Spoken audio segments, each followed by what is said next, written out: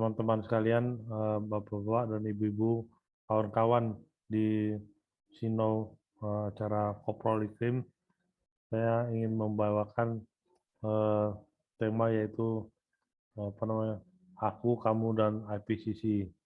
Jadi ini adalah bagian dari tema hari ini yang saya bawa.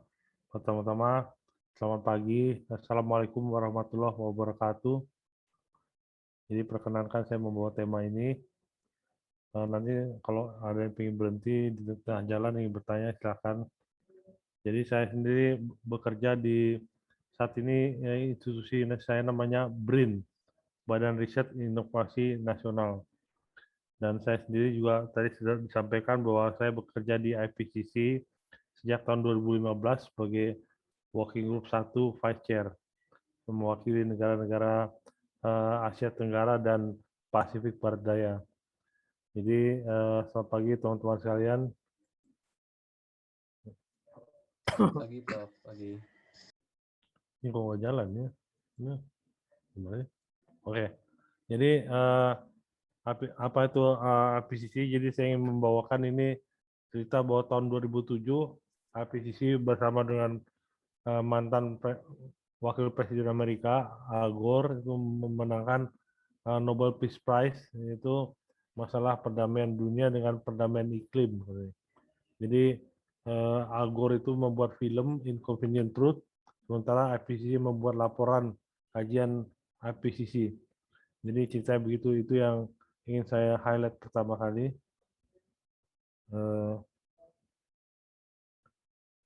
Ini gimana? Nggak mau jalan. Jadi IPCC itu apa? Jadi sebenarnya IPCC adalah bagian dari badan PBB yang bersifat specialized body yang berhubungan dengan sains perubahan iklim. Dibentuknya tahun 79 dengan dua mother agensinya yaitu World Meteorological Organization, Badan Meteorologi Dunia, dan United Nations Environment Program. Jadi hasil kajiannya yang utamanya adalah hasil kajian, laporan kajian, dan saat ini sudah laporan kajian ke-6. Jadi contohnya laporan kajian pertama itu membantu terbentuknya UNFCCC, yaitu United Nations Framework on Climate Change. Nah, lalu kajian yang kedua itu membantu terbentuknya Kyoto Protocol. Yang ketiga dan keempat ini juga mendapat Nobel Peace Prize yang tadi saya sampaikan. Yang kelima itu membantu terbentuknya Paris Agreement sebagai pengganti dari Kyoto Protocol.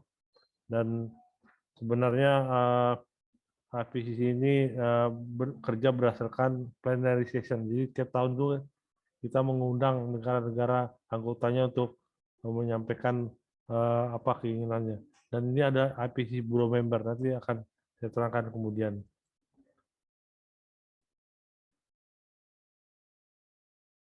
Jadi ini ceritanya laporan 1, kedua, ketiga, keempat, dan kontribusinya terhadap apa yang sedang terjadi di dunia saat ini. Jadi ada Kyoto Protocol, yang terakhir ada Paris Agreement. Itu membatasi 1,5 derajat maunya kenaikan suhu bumi. Jadi itu adalah kerja dari IPCC. Kalau kita lihat, ini kalau saya nggak jalan dari tadi. Jadi dalam misinya IPCC itu menjadi bagian dari PBB. Ini adalah misinya untuk bagi PBB menyatakan satu bahasa mengenai semuanya. Itu satu bahasa yang saat ini adalah masalah pembangunan berkelanjutan, itu sustainable development. Yaitu Sustainable Development Goal yang nomor 13 adalah masalah aksi-aksi mengenai perubahan iklim. Jadi ada satu dari 17 aksi Sustainable Development Goal yang menjadi sasaran perkembangan dari pembangunan berkelanjutan saat ini. Ini gimana? Ini saya kok kurang kontrol nih.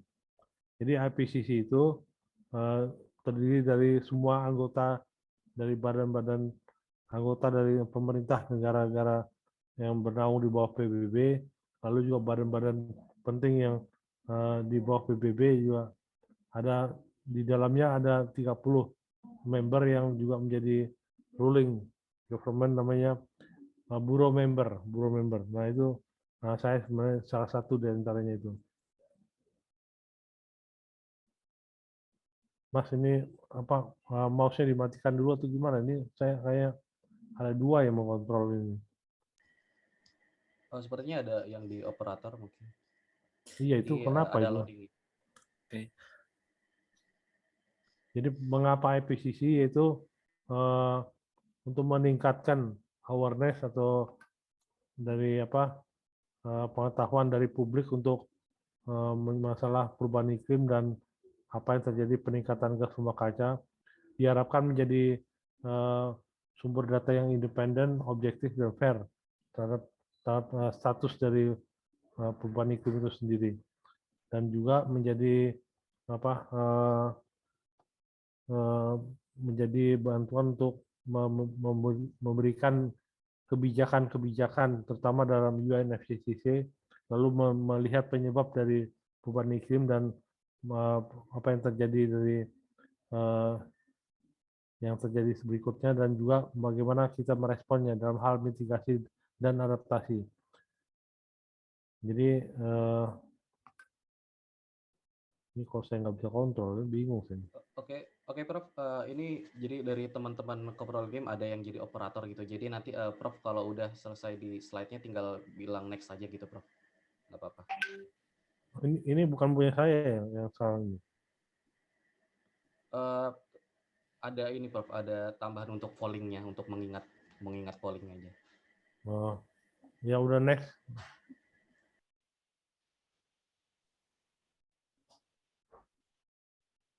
Ini polling Oke, ini. selanjutnya ada polling time, ya. Silakan operator. Oke, untuk polling kedua ini pertanyaannya, apa sih isi dari laporan IPCC itu?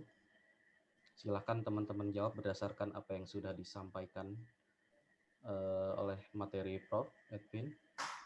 Apa yang teman-teman ketahui tentang laporan IPCC itu?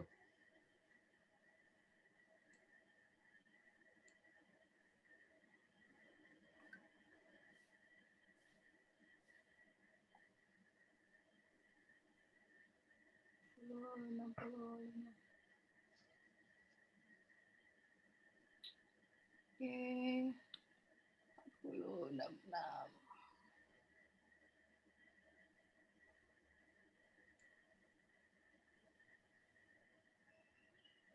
Apakah sudah menjawab semua, Kak Operator?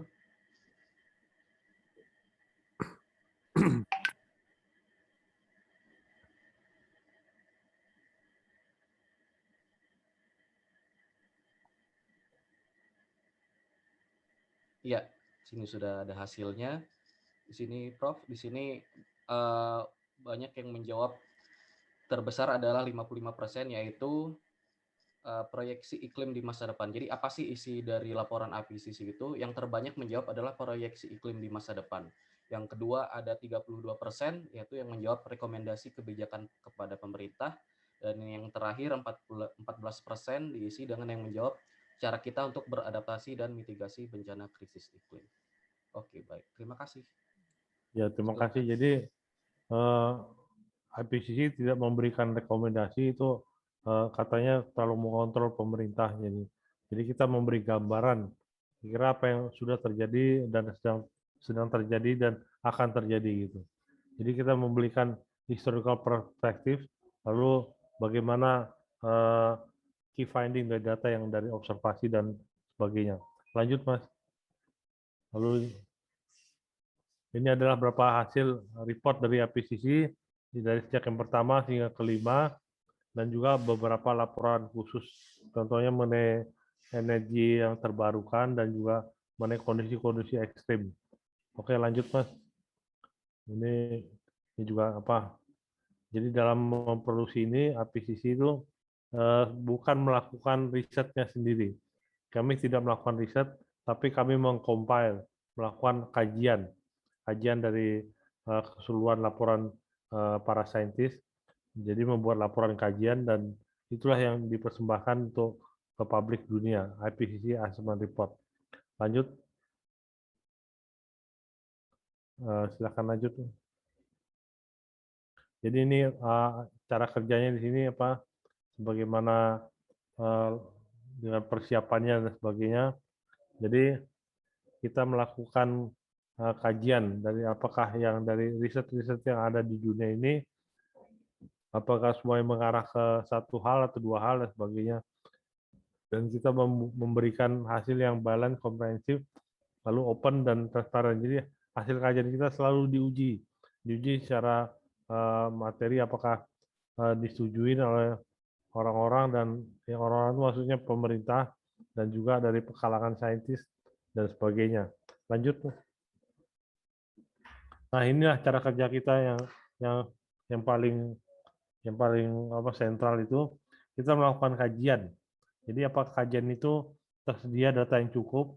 Nah, lalu yang kedua, apakah itu tersedia bukti-bukti yang cukup? Jadi kita mengharapkan hasil kajiannya itu tidak polusi relevan. Jadi kita membuat polusi yang deskriptif. Jadi bisa menjadi gambaran untuk orang mengambil kebijakan, tapi kita tidak mengarahkan pemerintahnya. Jadi hasil kajian yang ada itu, apakah kajian ini banyak sudah dikaji oleh peneliti di dunia atau sebagainya. Jadi itulah hasil-hasil itu.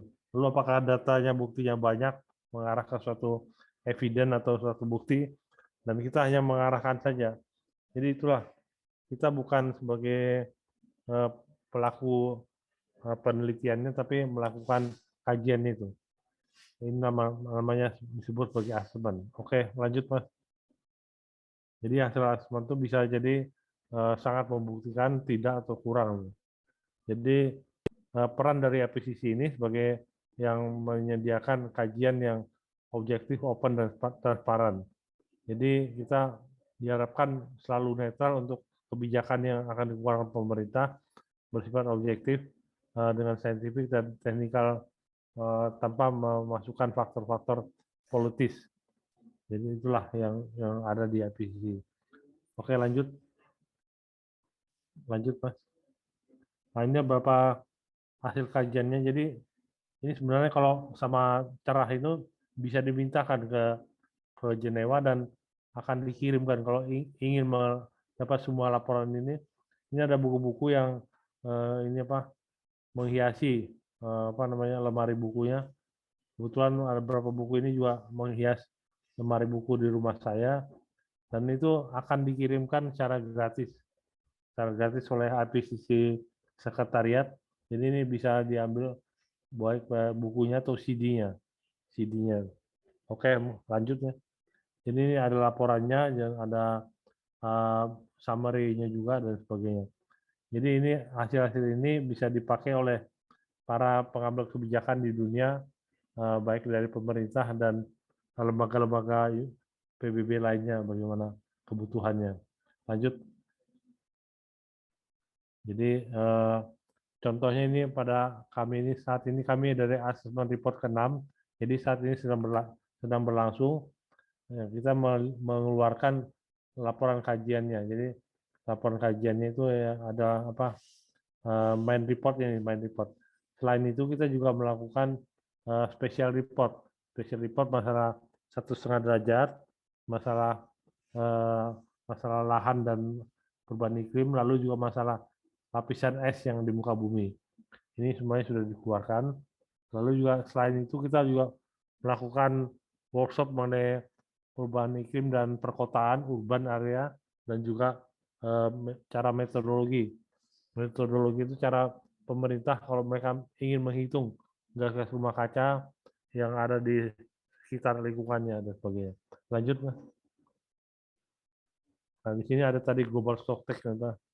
Jadi ini cara kerjanya IPCC. Ini ada fase persiapan. Ini pemilihan tadi bureau member, lalu scoping, approval, dan nominasi dari pemerintah di seluruh dunia. Lalu apakah nominasi itu disetujui untuk menjadi author dan sebagainya.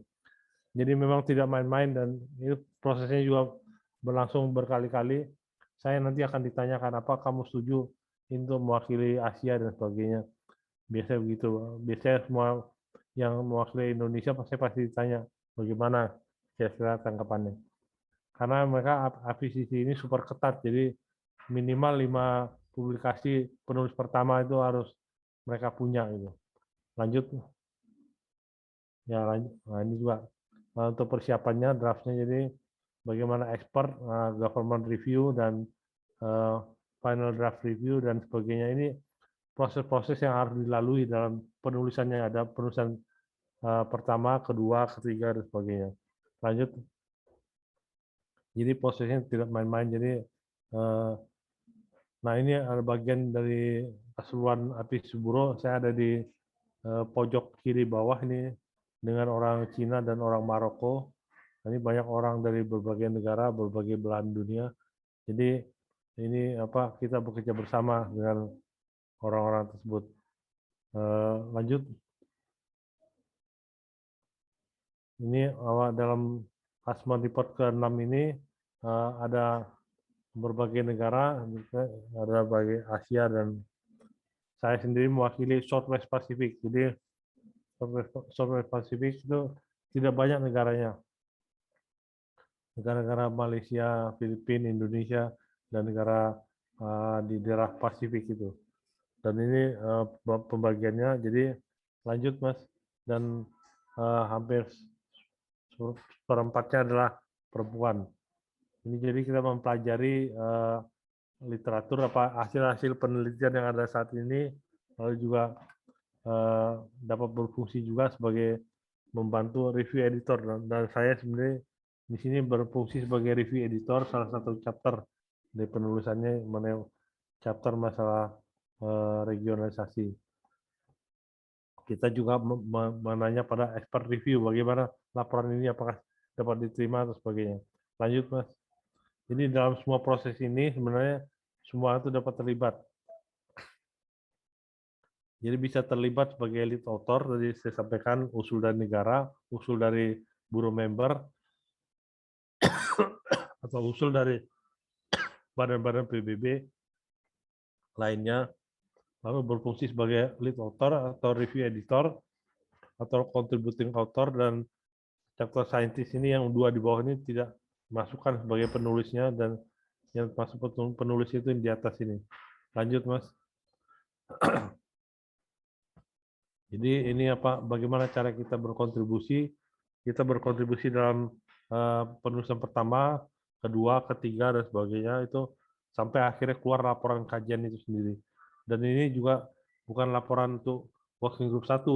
Ini tahun depan itu rencananya akan keluar untuk working group 2 dan 3. Working group 2 masalah adaptasi, working group 3 masalah mitigasinya. Jadi working group 1 biasanya disebut sumber permasalahannya, karena kita memberikan permasalahan dan apa yang terjadi dengan perubahan iklim. Lanjut Mas. Ya, lanjut. Jadi saya akan bicara masalah perubahan iklim. Kalau tadi bicara masalah IPCC. Jadi untuk singkatnya saja, kita ini hidup di planet aqua planet yang ada air, dan itu adalah sumber kehidupan kita. Jadi karena kita ada air, jadi 7 miliar people, 7 miliar orang yang ada di muka bumi ini masing-masing bernapas dan memberikan uap air yang tambahan sebagai, dan uap air tambahan itu di planet kita itu memberi kenyamanan hidup kita. Jadi kalau tanpa ada aqua planet yang kita dapat punya air yang dapat kita manfaatkan, kita akan mengalami 33 derajat lebih dingin. Jadi sebenarnya di planet kita itu ada gas rumah kaca yang natural. Gas rumah kaca natural salah satunya adalah uap air. Uap air yang salah satunya itu adalah karena kita melakukan respirasi, pernapasan, dan yang terjadi pada manusia secara natural. Tanpa itu kita sebenarnya sudah jadi planet yang sangat dingin sekali. Oke, lanjut. Jadi itulah kenyamanan yang diberikan oleh gas rumah kaca yang secara alami. Lanjut. Nah, dengan adanya gas rumah kaca yang alami tersebut, kita mengalami suhu yang nyaman sekitar 33 derajat lebih hangat dari yang seharusnya tanpa kejadian tersebut. Lanjut. Oke, Ya. selanjutnya di sini kita ada polling lagi. Silahkan operator untuk dibantu pertanyaan pollingnya.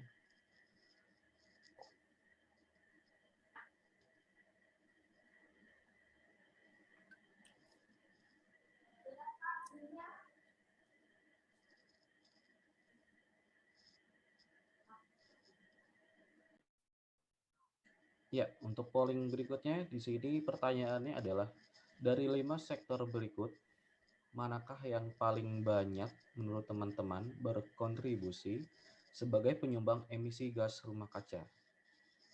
Sektor energi, sektor kehutanan, pertanian penggunaan lahan lain, sektor industri, sektor transportasi, dan atau sektor pembangunan. Silahkan menjawab. Di sini waktunya 30 detik. Manakah yang paling banyak dari sektor berikut yang paling berkontribusi sebagai penyumbang emisi gas rumah kaca?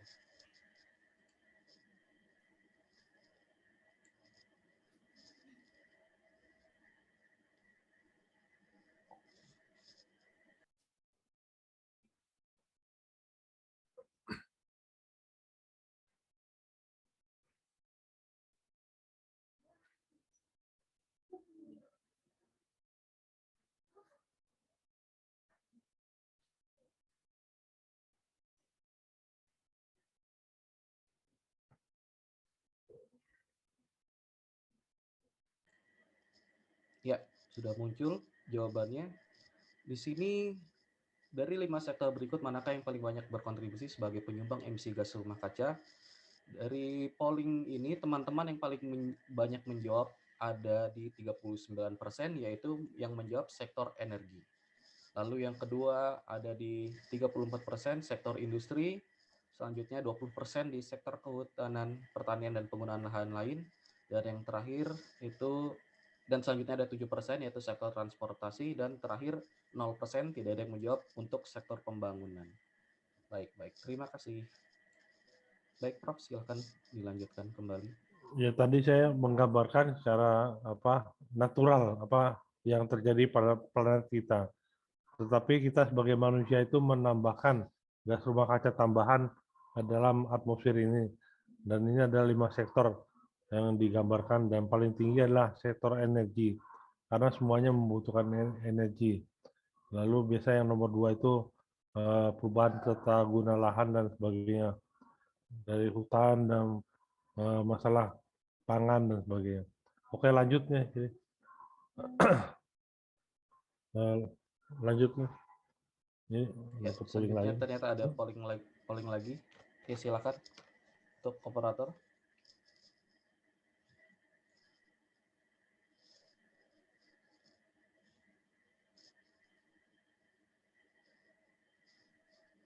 Ya, berikut adalah senyawa-senyawa dari gas rumah kaca yang sudah banyak dan masih berada di atmosfer.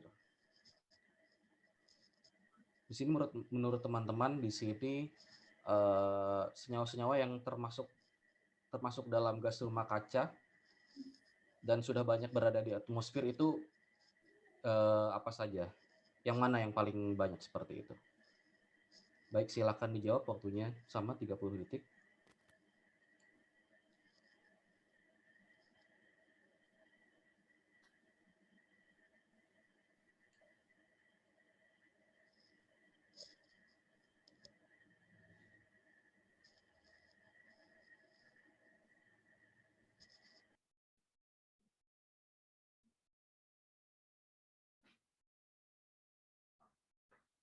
Iya, di sini sudah muncul jawabannya. 90% menjawab senyawa-senyawa dari gas rumah kaca yang sudah banyak dan masih berada di atmosfer adalah CO2 dengan total polling 90%, dan yang menjawab CH4 ada 8% dan N2O di 3%. Ya, baik, terima kasih. Baik, Baik, jadi Prof, silakan. IPCC telah mengenal 6 gas rumah kaca yang utama. Nah, di sini ada gas rumah kaca utama. Dari maju lagi, Mas.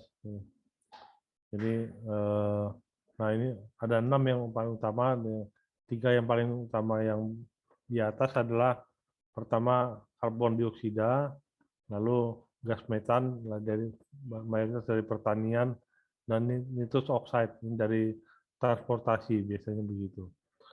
Tapi yang menjadi penting di sini adalah saat ini pada dasawarsa terakhir ini kita belum pernah mencapai ketinggian konsentrasi tersebut di atmosfer ini setinggi yang pernah kita capai sekarang.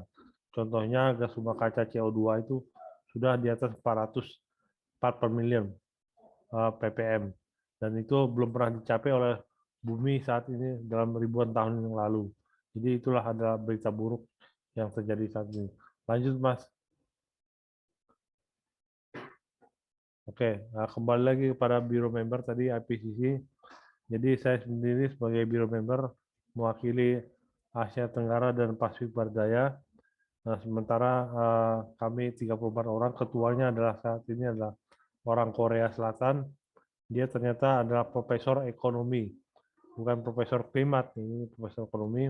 Dan di bawahnya adalah orang dari Amerika Serikat, yaitu orang biologi, lalu orang dari Brazil, orang dari energi, dan juga orang dari Mali, suatu negara yang kecil di Afrika, dan juga orang energi yang saat ini tinggal di Switzerland.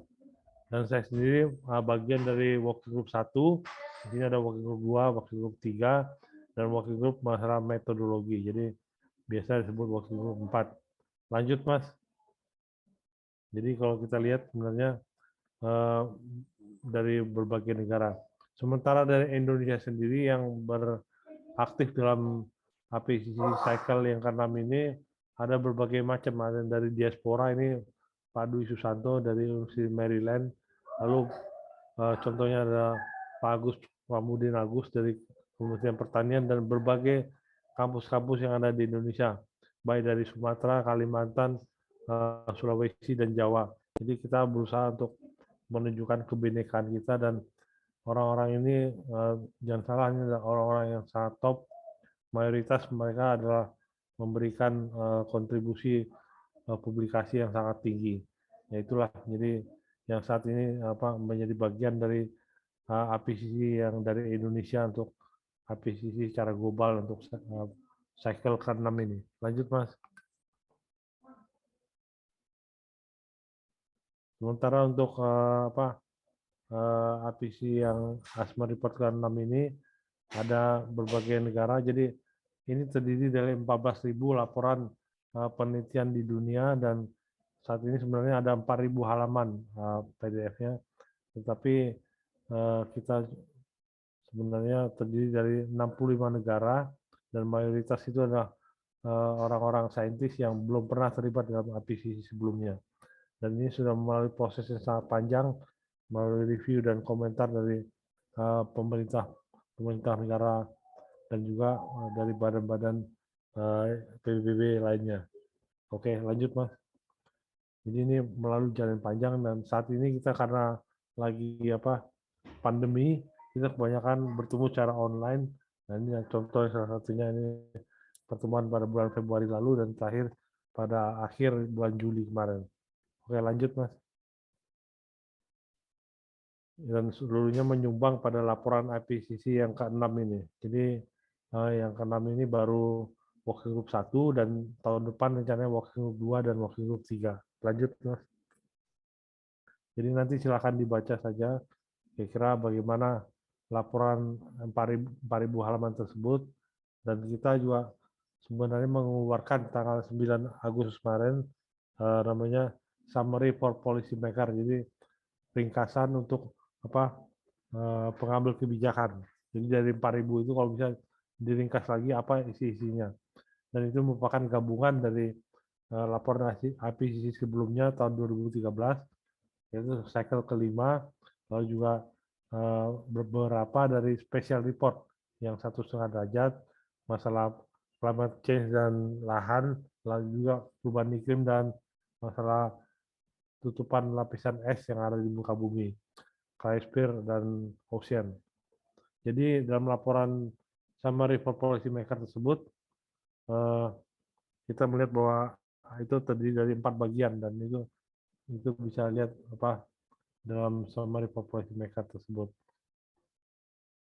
Ini kayaknya udah selesai, gimana Mas? Lalu? Halo, Luring. Ya. Operator, ke operator.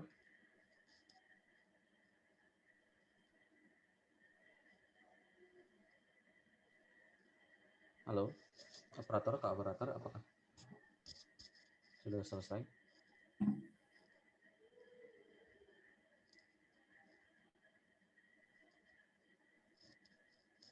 Jadi saya sudah masuk ke dalam laporan IPCC yang ke-6 tersebut. Jadi ringkasannya juga tersedia dalam summary for policy maker.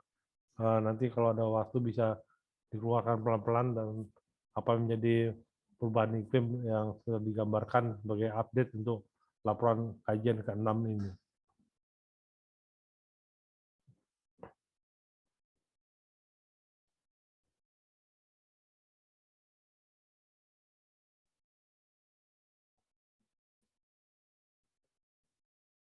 Oke, Mas, gimana Mas? Ya, baik Pak. Sepertinya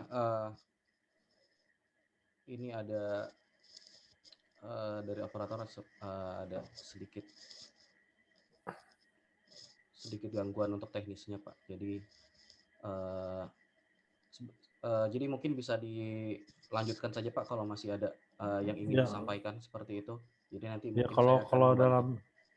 Kalau dalam teknis laporannya, jadi silakan dilihat saja. Saya bilang mungkin hanya berapa halaman yang itu dari laporan tersebut.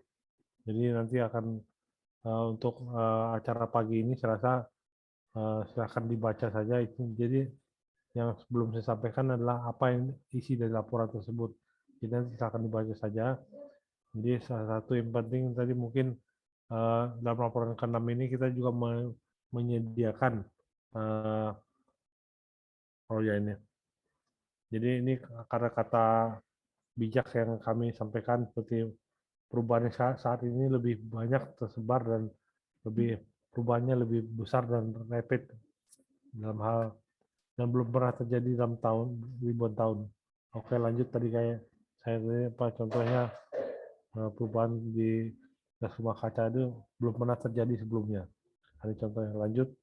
Ini contohnya mengenai gas rumah kaca ini saat ini sudah meningkat dengan tajam sekali. Lanjut Mas. Saat ini sudah sekitar 1,18 derajat Celcius. Jadi sudah mendekati target dari 1,5 derajat Celcius. Lanjut Mas. Ini perubahan-perubahan dalam beberapa dekade terakhir. Lanjut.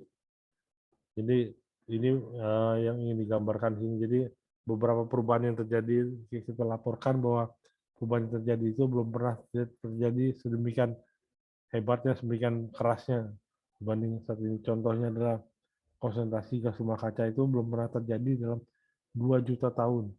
Lalu juga laju kenaikan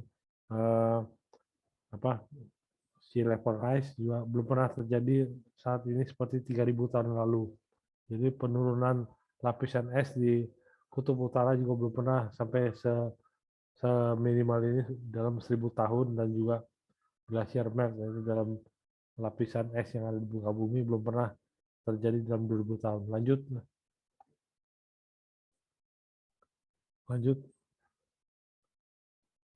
Jadi perubahan itu juga banyak terjadi di beberapa belahan dunia seperti perubahan ekstrim dan sebagainya, masuk kebakaran hutan. Jadi kita bagaimana kita di sini digambarkan skenario iklim hasil pemodelan untuk masa depan. Jadi pemerintah kemarin meminta agar bahasanya diperhalus. Jadi bahasanya ada skenario iklim rendah, menengah, sedang, dan tinggi dan sebagainya. Jadi bahasa-bahasa yang lebih halus lagi. Lanjut. Nah, ini perubahannya dalam jangka waktu pendek. Lanjut. Jangka waktu menengah dan jangka waktu panjang. Lanjut Mas. Jangka waktu menengah. Lanjut. Nah, ini perubahan itu diharapkan 1,5 derajat. Tapi dalam laporan ini kita menyampaikan bahwa semua perubahan yang seminimal mungkin itu akan terjadi. Jadi kita ibaratnya akan melewati 1,5 derajat sekitar tahun 2042. Lanjut. Ini perubahan yang 1,5 derajat yang jadi penambahan apabila kita terjadi perubahan suhu bumi meningkat, jadi akan meningkatkan penambahan laju dari siklus air. Siklus air itu adalah siklus hidrologi seperti hujan, penguapan dan sebagainya. Itu menambah intensifikasinya 7%. Jadi inilah pengaruh dari kegiatan manusia dalam hal perubahan iklim ini akan menimbulkan bencana-bencana ekstrim seperti heat wave, hujan yang sangat lebat, kekeringan dan sebagainya. Lanjut, Mas. Nah, inilah bagaimana kontribusi manusia, apakah kita menambah risiko warming atau risiko cooling. Ya, contohnya lanjut. Ini ada beberapa kasus yang digambarkan ini memberikan risiko warming. Lanjut. Lanjut, Mas. Lanjut lagi. Dan beberapa kasus yang memberikan risiko cooling. Contohnya beberapa dari gunung meletus dan sebagainya. Lalu juga ada internal variability, kayak contohnya tuh kita lagi El Nino, ada yang El Nino sekarang ini kan kita lagi La Nina, kemarau basah dan sebagainya. Jadi apa yang terjadi bagi manusia itu ada menimbulkan extreme hot dan sebagainya. Jadi ocean warming sejak tahun 1970 dan juga ocean pengasaman di daerah laut. Lanjut, Mas. Ya, terus ini daerah yang permafrost, biasanya daerah yang biasa tutup es ini akan berkurang dengan sangat drastis sekali. Ini juga laju penurunan es itu di daerah kutub utara sangat drastis sekali. Lanjut. Ya, jadi snow cover-nya juga sangat rendah sekali. Jadi apa yang terjadi di dunia ini akan semakin meluas dan akan multiple way. Jadi bukan satu cara dari ekstrim yang terjadi dalam di berbagai tempat. Beberapa ekstrim itu dapat multiple way, jadi sekaligus. Oke, nah ini kita juga menggambarkan bagaimana regional informasi. Di dalam laporan ini kita mengeluarkan satu peta yang atas yang sangat interaktif. Ini kita untuk memberikan risiko dari cara manajemen untuk adaptasi terhadap perubahan iklim itu. Lanjut. Ya, lanjut. Jadi masalah-masalah di berbagai belahan dunia ternyata tidak sama. Apa yang terjadi di Indonesia, terjadi di Jepang, terjadi di Afrika, terjadi di Eropa mungkin agak berbeda-beda. Nah, ini kita memberikan climate impact driver. Climate impact driver dari berbagai negara itu, berbagai region itu tentu saja akan berbeda-beda. Lanjut, Mas. Jadi inilah gambarannya bagaimana perubahan terhadap siklus air di muka bumi. Ini ada, saya ingat chapter 8 berbicara masalah ini. Lanjut. Jadi karena perubahan iklim ini kita lebih hangat dan lebih banyak hujan turun dan risiko terhadap kekeringan dan sebagainya. Lanjut. Dan yang seperti yang khusus di laporan ini kita berbicara mengenai contohnya mengenai hujan dan monsun. Monsun itu artinya musim dalam bahasa Inggris dan bahasa Arabnya musim. Nah, itu jadi ini terjadi perubahan-perubahan musim monsun berubah dalam cara yang kompleks, ini banyak sekali dikaji dalam laporan ini. Lanjut. Ini tadi contoh yang kalau nggak salah di Thailand ini yang gambar kiri.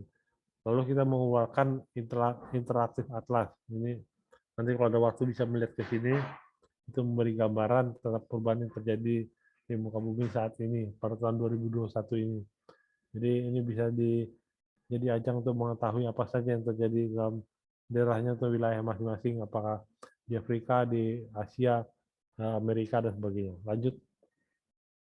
Nanti juga ada juga berbagai perubahan yang dikit atau panjang. Selain atlas interaktif itu, kita juga menyediakan regional vaksin. Contohnya ada regional vaksin untuk daerah Asia Tenggara. Lanjut, Mas. Jadi diceritakan bagaimana Mekong Delta dan sebagainya. Ini juga contohnya masalah-masalah musim yang terjadi di daerah Asia Tenggara dan sebagainya. Oke, lanjut.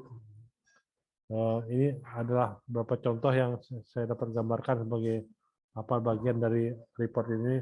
Jadi sebenarnya kita tidak ada waktu untuk kembali lagi ke masa lampau. Kita menghadapi ke depan dan upaya adaptasi dan mitigasi yang kita lakukan itu akan semakin kuat dan semakin keras. Lanjut, Mas.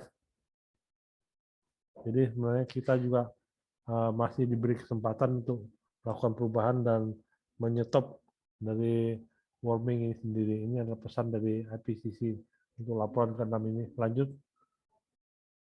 Jadi kita lihat sebenarnya perubahan yang terjadi itu sudah terjadi sangat keras, deras dan sebagainya. Jadi kita dapat melakukan mitigasi dalam tadi gas rumah kaca dari CO2, metan dan sebagainya. Dan itu sebenarnya juga membantu kita dalam hal perubahan iklim dan kualitas udara. Nah ini apa? Ini saya harus menjelaskan ini, tapi ini saya rasa mungkin lain kali saja bahwa skenario iklim yang digambarkan itu ada skenario rendah, menengah dan tinggi dan sebagainya. Itu sebenarnya bagaimana kita menambah potensi global warming dalam kesehari-harian dalam skenario tersebut. Jadi nanti ya saja kalau ada pertanyaan saya akan menjawab hal demikian. Lanjut, dan mungkin ini adalah lanjut Mas, ini udah hampir selesai ini sebenarnya. Jadi ada pesan lagi dari IPCC yang iklim yang kita rasakan sekarang itu atau masa depan itu tergantung dari keputusan yang kita ambil saat ini. Ini adalah pesan dari IPCC dari Working Group 1. Lanjut. Lanjut, Mas. Habis ya? Atau slide terakhir itu mana penting gitu. Nah, oke lah kalau begitu. Saya mencukupkan sekian saja. Mungkin yang bisa saya sampaikan, mungkin ada pertanyaan dari kawan-kawan mengenai laporan IPCC. Kalau tertarik dan silakan. Jadi kalau ada pertanyaan mungkin bisa kita bahas kemudian. Oke, terima kasih ya. Assalamualaikum warahmatullahi wabarakatuh.